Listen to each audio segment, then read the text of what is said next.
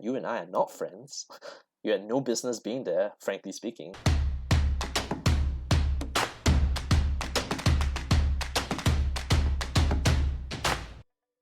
Recently, I was kicked off Seedly for a pretty nonsense reason, to be honest.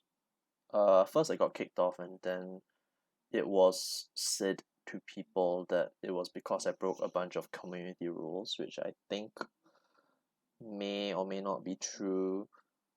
I think that as a consumer, even prior to this, I've been unhappy about things for a long time. I've actually considered quite early on, probably about the end of 2018, whether I should leave, whether I even have a voice or I belong to a community like this.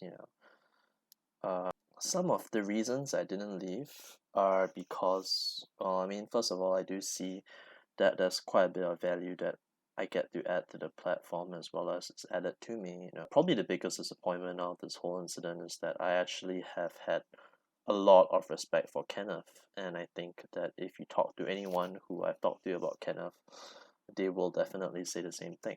I wasn't really expecting to be blocked by anyone from Seedly because they're so moderate uh and PC, I guess, if that's a pretty good way to put it.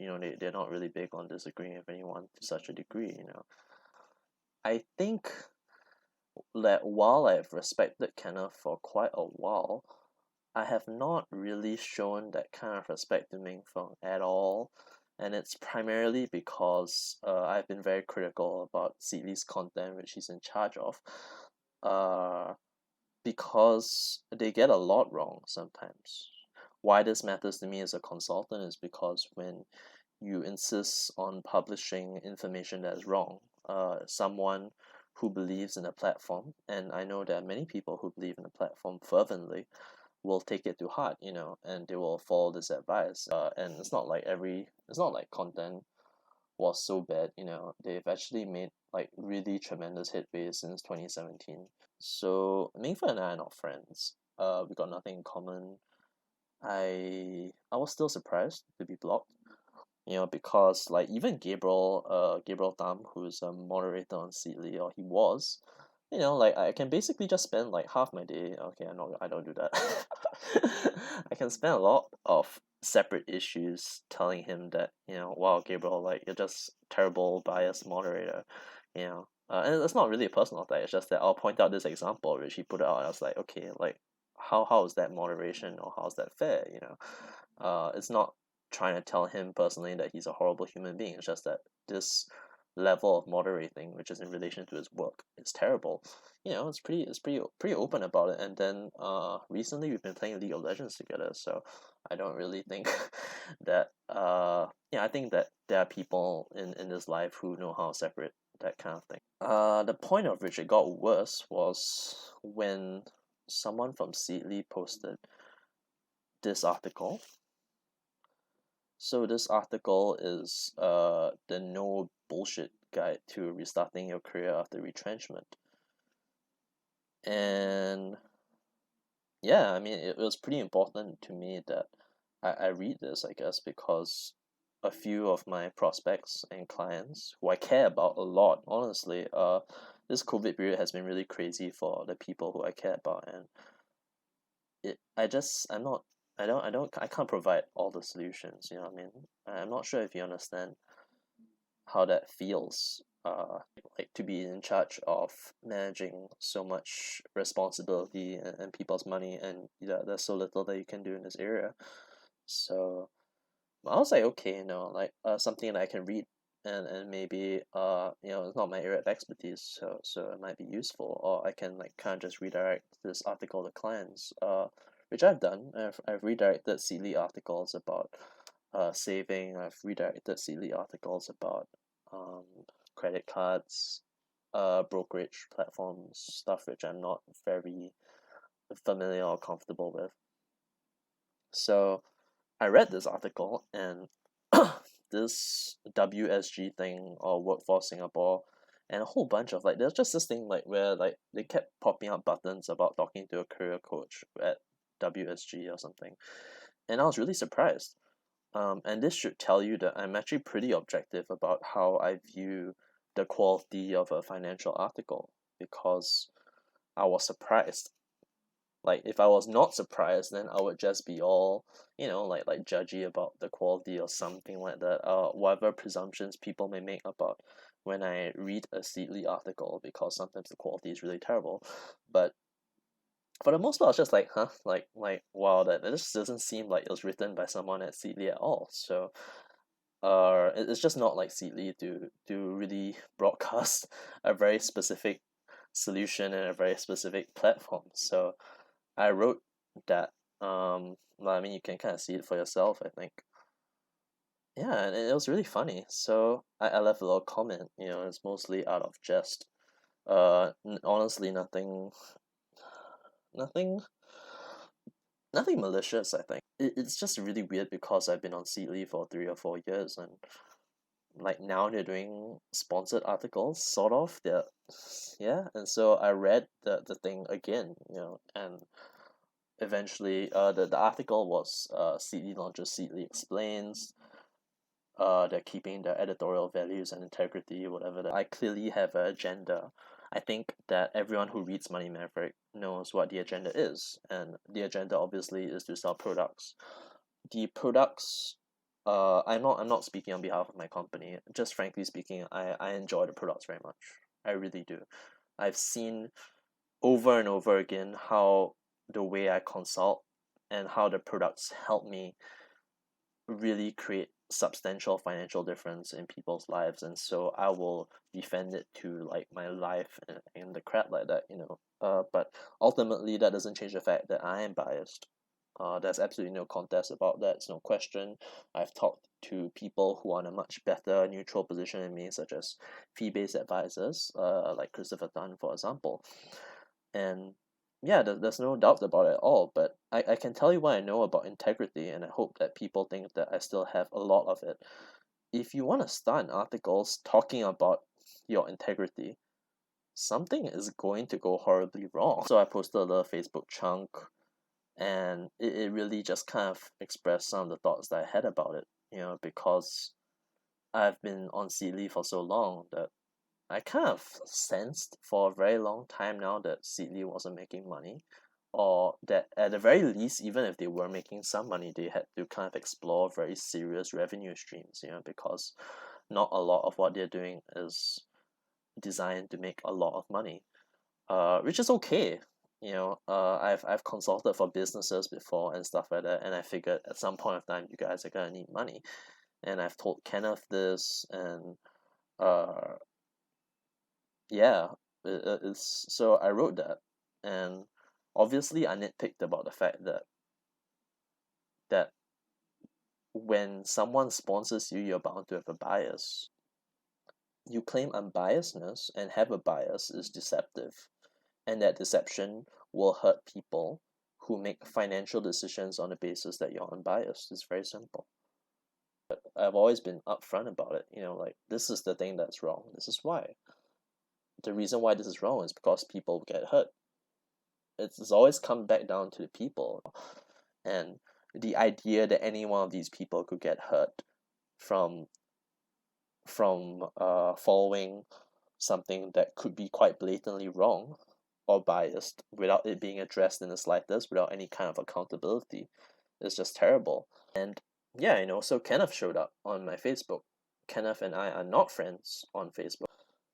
So he wrote me a long wall of text, which I will just highlight here. And it was kind of really talking down to me, and I didn't like it very much, because there was a very long wall of text which answered basically nothing.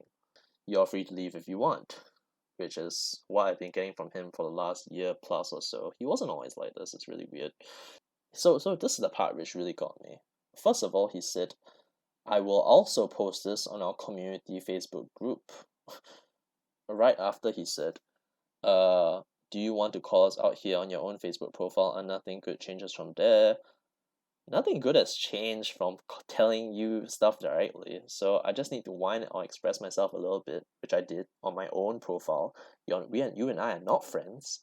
You had no business being there, frankly speaking. So now I'm gonna post this, which is a conversation on my own personal Facebook. It's got nothing to do with business. Yeah. He screenshots my crap and then he basically shames me in front of his 20,000 members. He does not name me for to protect me, but I'm pretty obvious, so not so great and not very nice. Like he just takes the opportunity to rebuke whatever I'm saying in front of 20,000 people. Like this is actually how I see it from my perspective.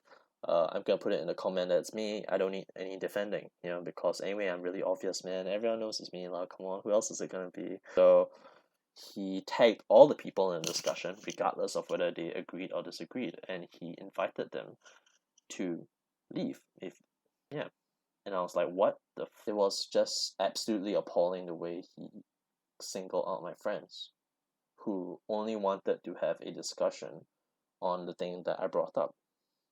Like, am I not allowed to have a discussion on my own Facebook anymore without you taking like it personally and putting out a warning or whatever to my friends where they can go and have a discussion on your page instead of on my personal Facebook page. They should have a discussion in a big group in front of 20,000 people instead of on my Facebook page. I'm a nobody. You have 20,000 people following you and you want to call out my friends on my Facebook page. It's disgusting. I really didn't like my stuff being taken out like that when I was my Facebook. It's not page, it's not group. It's my own literal Facebook. And I very, very much I hated so much that he brought my friends into this.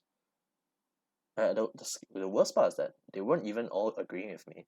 Like, it would be one thing if all my friends just dropped in and they'd be like, oh, dude, you're like a hero. You're always right, and we should really follow whatever you're saying, and CD sucks, stuff like that. I didn't say any of that, and they didn't say any of that, and what the hell? Yeah, it's not nice to tell people that they're wrong, even if you're right. It's not necessarily nice to do that because they're just being themselves, so that they're moderators or they're in charge of the platform. I really thought that once money came into the picture that they would have a better system. In Kenneth's retort to me, he was like, 1 in 3 millennials have used the site and benefited from the site. I was just like, yeah, like 1 in 3 millennials have used your site and benefited from your site. Like, aren't you just overwhelmed by the responsibility and the accountability you need to have? Don't you worry that if you say one wrong thing, you take on one wrong sponsor, you affect like tens of thousands of lives, literally? It's a problem. I'm only always ever critical about someone's work because someone's work can affect your financial life. But I got kicked out, sure.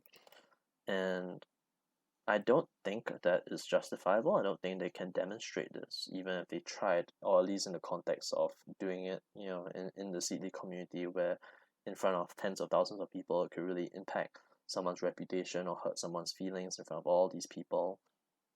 So I did send out a little message to Kenneth after that. It is not a good message. It is very childish.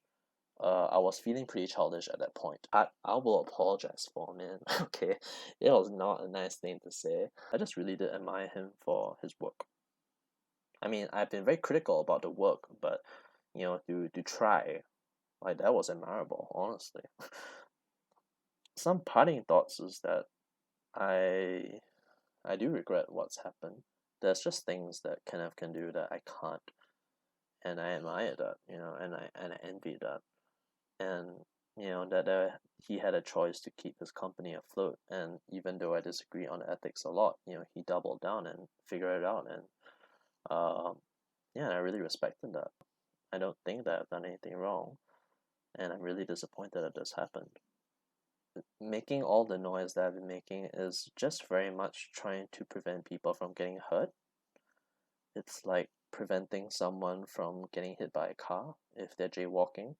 Sometimes the urgency is there, even though it's none of my business.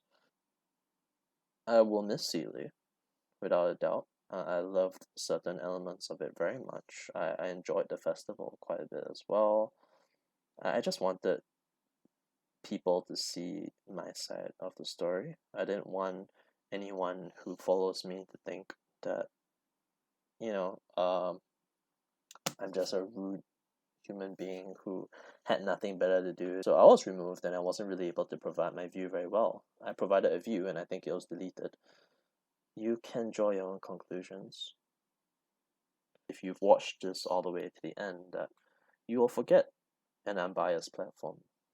In this world, there's no bias and there's no unbiased. What I think you want to have is people who will own their biases, who understand what bias is all about, and they can take it and they can show you how they overcome it with you and how to create something that's in your best interest, even though they have their bias.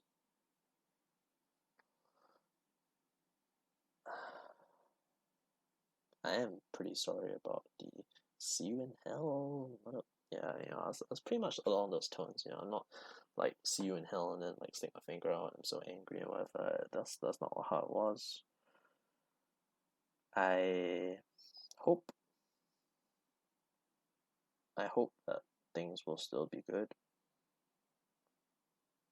Maybe Seedly could be right, in a sense. Not I don't think that I said anything rude or whatever. I mean Seedly could be right in a sense that you should really kick out people who you don't agree with out of your life.